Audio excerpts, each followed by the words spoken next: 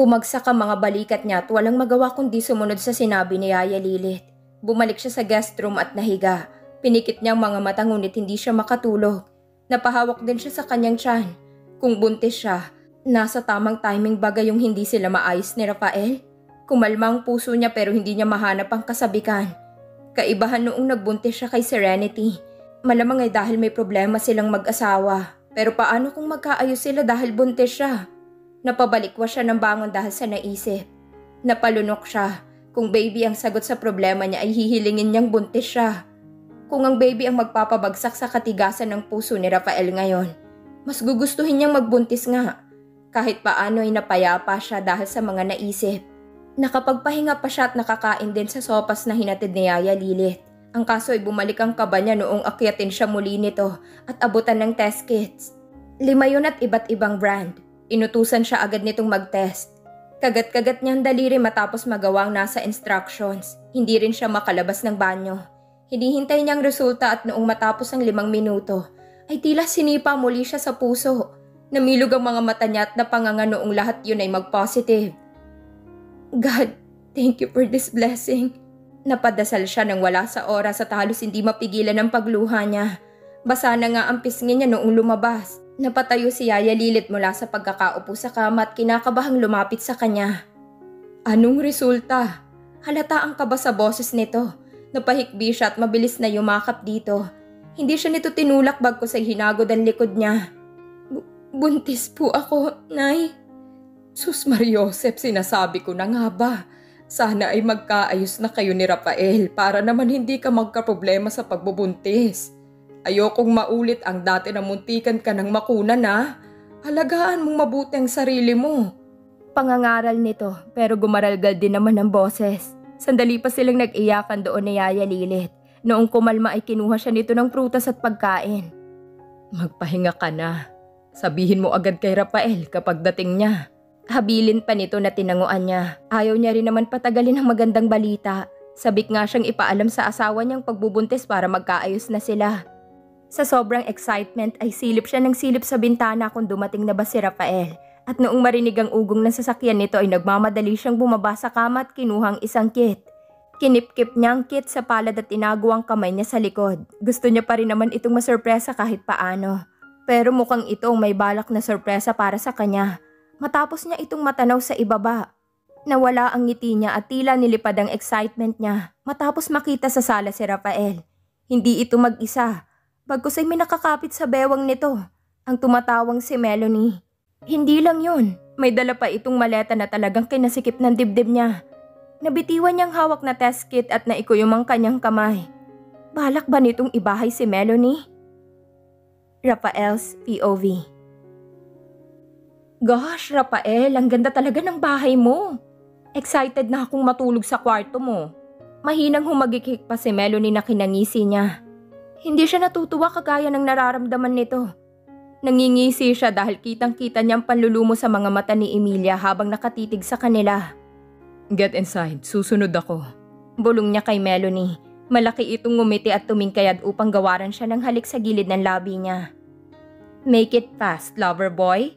Kumindot pa ito at humaplo sa kanyang dibdib bago pumasok sa kwarto. Ni hindi nito pinansin si Emilia na nakatayo sa kabilang pinto.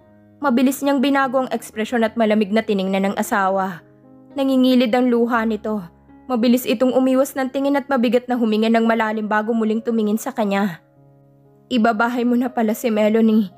Mas maganda siguro kung aalis na kami dito ng anak ko. Ayaw kong makaistorbo sa inyo. Pinilit nitong maging malamig ang boses pero ramdam niya ang bahagyang paggaralgal ng boses nito. Kinunot niya ang noo. Hindi niya pinansin ang sinabi nito. Sinulyapan niya ang relong pambisig. Halos lumalim na rin ang gabi. Why are you still awake? Imbis ay malamig niyang tanong. Napakurap ito. Ha? Are you waiting for me? Ang sabi ni Yaya Lilith ay may sasabihin ka sa akin. Nagpadala kasi ng mensahe sa kanya ang ginang. Ang iniisip niya ay baka nagre-request muling lumabas si Emilia na hindi niya papayagan. Umawang ang mga labi nito. Nagbukas sara hanggang sa bumuntong hininga. Wala. Enjoy the night na lang kasama si Melanie. In fairness, ang sakit mong gumante. Muntik pa itong pumiyok. Malalim niya itong tinitigan ngunit mabilis itong pumasok sa kwarto. Binalak niyang haklitin ang siko nito ngunit mabilis nitong naisara ang pinto. Napahakbang siya upang buksan yon ngunit natigilan matapos may maapakan na naglikha ng mahinang tunog ng pagkasira. Nangunot ang noo niya. Mabilis niyang tinaas ang paa para lang makita ang isang puting parihaba na bagay. Bahagya na yung sira. Matagal niya pang tinitigan bago kinuha sa sahig. Ngunit halos madurog niya yun sa kanyang palad. Matapos makita ang 2 pulang linya mula roon. Damn it! Mahinang usal niya at agad na nagmarcha patungo sa study room. Niluwagan niyang suot na necktie.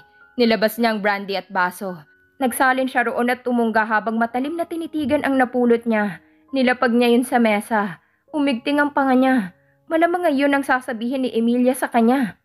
Nilubos niya ang oras sa pag-inom. Hindi siya bumalik sa kanyang kwarto. Wala naman siyang balak na matulog kasama si Melanie. Ang balak niya ay isama sana ito sa ball pero nagbago na ang isip niya. Hindi rin ito makatutulong sa kanya. Kinaumagahan ay mabilis siyang nag-ayos. Hinabili niya rin sa isang tauhan niya na ihatid na pabalik sa probinsya si Melanie. Nagkausap na ba kayo ng asawa mo?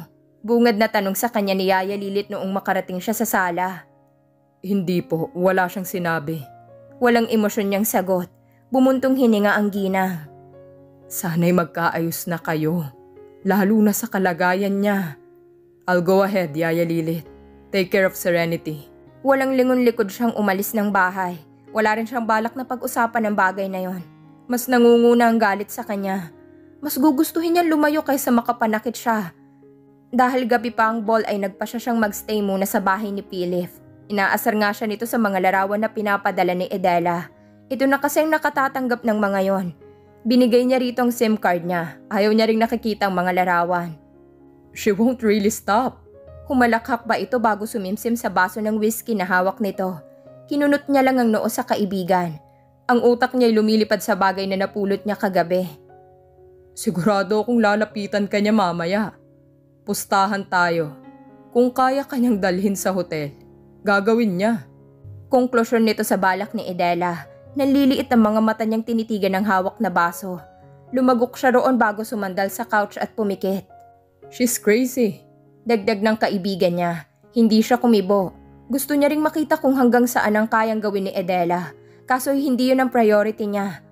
Pagkarating ng gabi ay sabay sila ni Philip na pumunta sa event hall. Mabilis niyang nasipatan si Johan sa tabi ni Edela. Hindi nag-uusap ang dalawa at ramdam niyang magkagalit pa ang mga ito. Rafael! Mabilis niyang nilingon ng ama. Siya ang tinawag nito pero ang tingin niya ay sa likod niya. Lumapit siya sa ama. Pansin niyang nilingon siya ni Johan ngunit hindi niya ito pinansin. Mas lalong deadma siya sa titig ni Edela. Where's Emilia and Serenity? Emilia is not feeling well. Serenity needs to go to sleep early, Dad. Malamig niyang imporma. Napatango ito pero halatang nalungkot sa binalita niya. Akala ko pa naman ay kumpleto tayong pamilya ngayon. Pati si Amethyst ay wala. Anyway, take good care of your wife. Dalhin mo sa ospital kung hindi pa magaling bukas. Tipid siyang ngumiti noong tapikin siya sa balikat ng ama. Hindi rin siya nagtagal sa mesang yon. Humiwalay siya at mas piniling maupo sa sulok na mesa ng mag-isa at uminom ng whiskey. Si Philip din ay hindi na niya mahagilap. Malamang ay humahanap na ng babae yon. Sa lubong ang kilay niyang nagmamasid sa mga empleyado nilang nagsasaya. Hindi niya nilingon ang lumapit sa mesa niya. Anong nangyari kay Emilia? Tipid niyang nilingon ng kapatid. None of your business. Mahina nitong hinampas ang mesa. Sapat lang upang silang makarinig. Hindi mo pa siya pinatingnan sa ospital? Anong sakit niya? Hindi ka man lang ba nag-aalala sa kanya? Get lost. Or do you want me to shout here? And tell them about your affair with my wife? Napamaang ito. What the hell? Ipapahiya mo ang asawa mo rito? Ang inosenteng asawa mo? She's not innocent. And if you're that concerned about her reputation, then don't come near me and ask about her. Tumiimbag ang ito at matalim siyang tiningnan bago tumalikod at umalis. Napabuga siya ng marahas na hangin. Lalo lang nitong pinasiklab ang galit niya. Inisang lagok niya ang alak upang ibsan ng inis. Saktong pagkalapag niya sa baso ay siya ring paglapag ng panibagong baso doon. Sinundan niya ng tingin ng kamay. Gusto niyang paikutin ang mga mata noong makumpirmang si Edela yon. You look stressed, Rafael. Nakangising komento nito. For a wife who just got cheated on by her husband, you look happy. Sarkastikong sagot niya. Ngumisi ito. Walang alinlangan itong umupo sa tabi niya. Nilapit nito ang baso ng alak na hindi niya pinansin at mas piniling magsalin mula sa bote. Why stress? Johan doesn't deserve my tears. Napailing siya sa sagot nito pero hindi siya sumagot. Wala talaga siyang balak na kausapin ito. He knows her too well. Pero matyaga yata ito na kahit hindi niya pinapansin ay hindi umaalis sa tabi niya. Malakas pang loob nitong titigan siya at matamis na ngitian. Did you like my photos? Bigla ay tanong nito kasabay ng pagdapo ng palad nito sa kanyang hita. Sinulyapan niya ang palad nito. Hindi niya inalis yun kaya't malakas ang loob nitong marahang haguri ng hita niya. Ngumisi siya. Gusto niyang isagot na, Philip likes them. Pero mas pinili niyang huwag magsalita. At kahit hindi niya ito kinakausap, hindi ito umaalis sa tabi niya. Hindi rin ito inaalis ang palad sa hita niya. Dumikit pa ito lalo sa kanya at kulang na lang idantay ang ulo sa balikat niya. Wala rin siyang balak na suwayin ito. Ayaw mo bang hiwalayan ang kapatid ko? Bulong na tanong nito. Hindi siya kumibo. Tumigil na rin siya sa pag-inom lalo pat bahagya na siyang tinatamaan ng alak. Bumuntong hininga ito. Honestly, hindi ko lubos maisip na magagawa niya yon. Akala ko'y nagbago na siya. Gusto pa rin pala niya si Johan. Wala ba tayong gagawin at hahayaan na lang ang nangyari, Rafael? Tuluyan itong dinantay ang baba sa kanyang balikat. Sinulyapan niya ito. Nasa kanyang titig nito. What do you wanna do then? Tipid niyang tanong. Maliit itong ngumiti. Ang palad nitong nasa hita niya ay paunti-unting umaakit sa kanyang dibdib at doon humagod. Revenge, Rafael. Something hot just like what they did. Paos nitong bulong. Ngumisi siya, hindi sa sagot nito kundi sa kamay nitong nagbalak na magbukas ng botones sa long sleeve niya. Mabilis niyang hinuli yon bago dumukwang. Kaunting distansya at maghahalikan na silang dalawa. Suit yourself then. But I need to go home now. Good night, Edela. Pinatakan niya pa ng halik ang gilid ng labi nito upang lalo itong masabik sa kanya. Agad siyang tumayo at inayos ang damit niya. Naiwan si Edela na nakaupo pa rin doon. Pero halatang masaya base sa ngisi nito. Tinaas pa nito ang baso ng alak. I'm looking forward to that, Rafael. Huling rinig niyang bigkas nito bago niya ito tuluyang iwanan. He knows he is playing a wild game with Edela. He knows exactly what he is doing. Pero nawala din sa isip niya si Edela noong makarating sa bahay. Ramdam na niyang sakit ng ulo niya dahil sa maraming alak na nainom. Gusto niya magpalamig upang maibsan yon, kaya't dumiretso siya sa kusina. Nangunot ang noon niya matapos nandoon si Emilia na umiinom ng gatas at kumakain ng sandwich.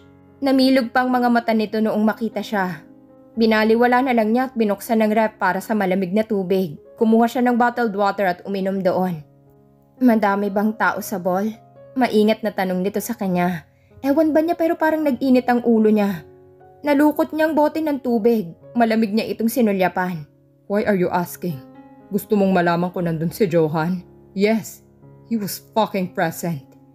Hindi niya mapigilang inis na sagot. Sumama ang tingin nito sa kanya at tumiimbagang. Nagtatanong ako ng maayos, Rafael.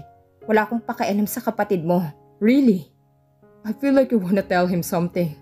Malamig niyang pahayag. Hindi ito nagbitaw ng tingin. Wala naman akong sasabihin sa kanya. Sa'yo ako may sasabihin. That what? That you are pregnant? Pagdidiin niyang tanong. Mukha itong nagulat. Umawang ang mga labit na pahawak sa plat nitong tiyan. Alam mo na? Paano? I saw the test kit. Napalunok ito.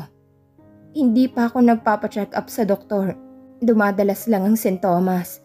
Baka gusto mo akong samahan bukas na magpunta sa klinik? Why would I? Is it mine? Napakurap ito sa tanong niya pero noong napagtanto iyon ay para bang hindi ito makapaniwala sa kanya. Ano bang klaseng tanong yan, Rafael? Mas lalong lumamig ang titig niya rito. Nilapitan niya ito at mahigpit na hinawakan sa siko. Ang tanong kong sagutin mo, Emilia. Ako ba ang ama ng bata o si Johan? Emilia's POV.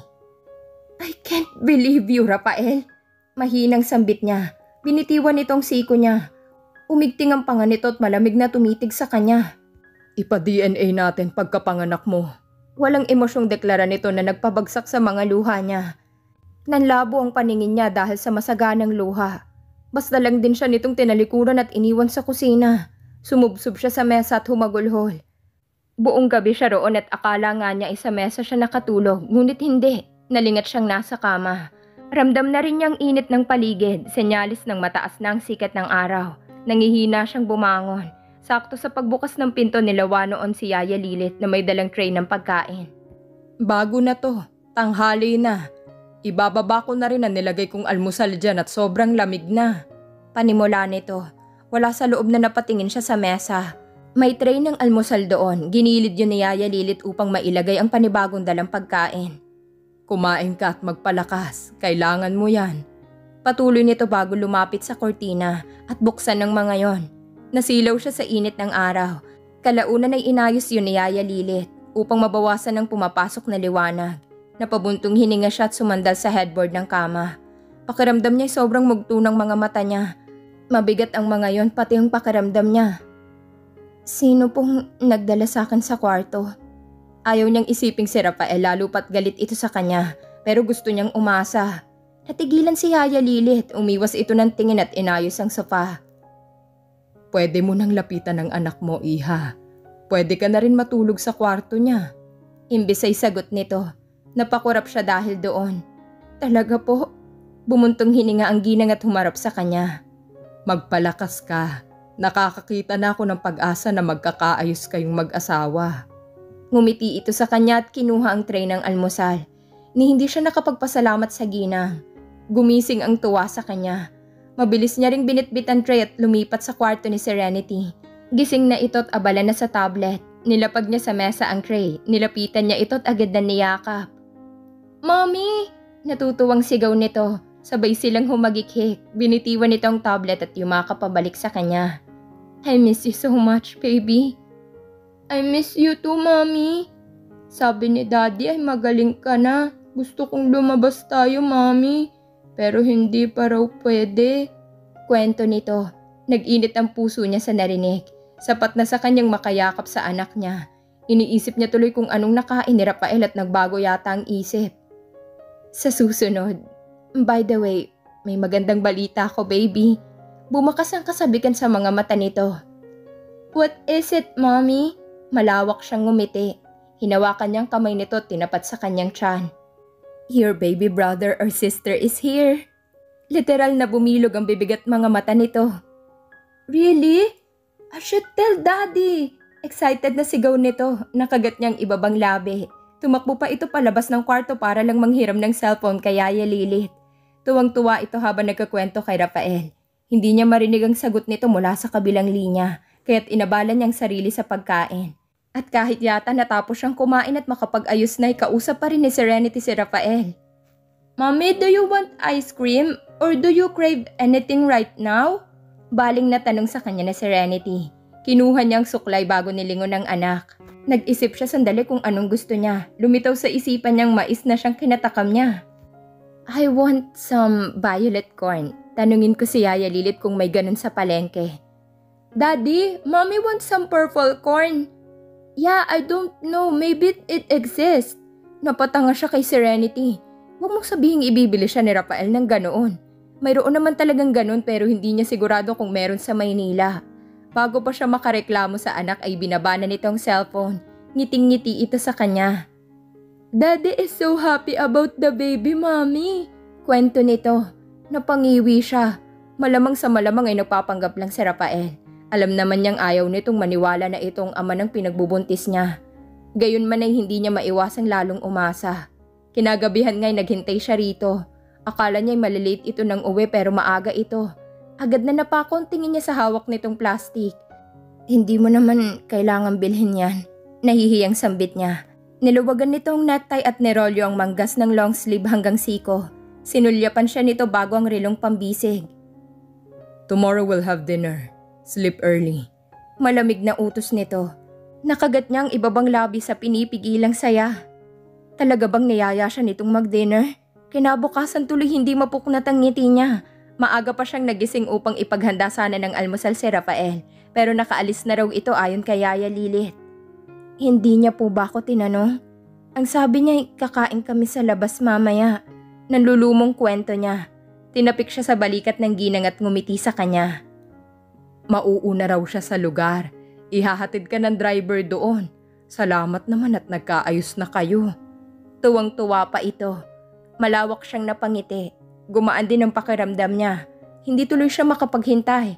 Ang aga niya ring nag-ayos kahit na 7:00 pa lang ang dinner nila. Umuwi sana kayong magkasama at maayos na. Habilin pa sa kanya ni Yaya Lilith. Sana nga po, Nay.